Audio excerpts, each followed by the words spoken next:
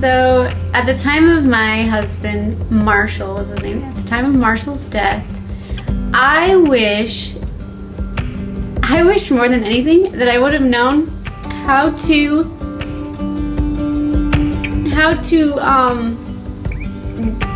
not deal, but how to respond and interact with each family member that was there, and after the fact, after he died too. I wish Marshall could have just turned to me and said,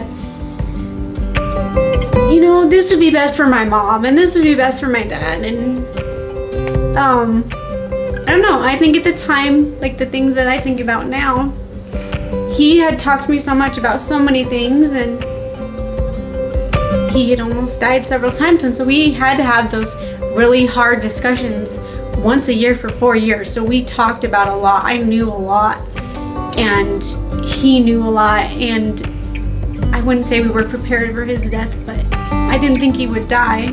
I wish I had known that he would have died, but I do wish that he would have told me more of how to deal with the people that he left behind, if that makes sense. Yeah, I wish I would have known, and I wish I knew better now, kind of. I didn't know that I would be grieving so hard, that maybe some of those other people that were there, I would kind of, I don't know, I just wish I would have known, like, this person needs this and this person needs this. If he was there on the other side of the veil, which I truly believe he still is. We had a very good experience at the time of his death that was very peaceful, but if he could have, like, somehow told me, you know, the best way to comfort each person. I know that maybe is a weird answer, but that's what I wish I knew. I wish that I knew that I wasn't the only one.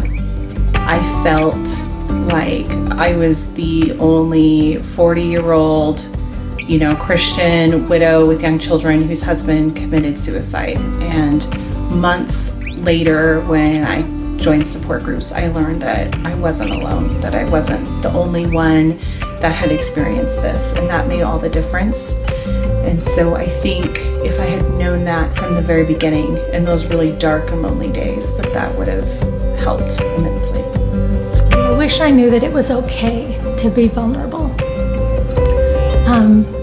I was so worried about being strong for my kids and being able to, you know, just manage this horrible event in my life. I wish that I knew it was okay to fall apart, and just recognize that this is like the worst thing ever, and it will get better, but right now it's the worst thing ever, so it's okay to fall apart. But I didn't really do that. I just stuffed a lot of stuff inside, and I think that might have made it more difficult, maybe prolonged my healing. But yeah, I think I wish I could have felt like it was all right to be vulnerable.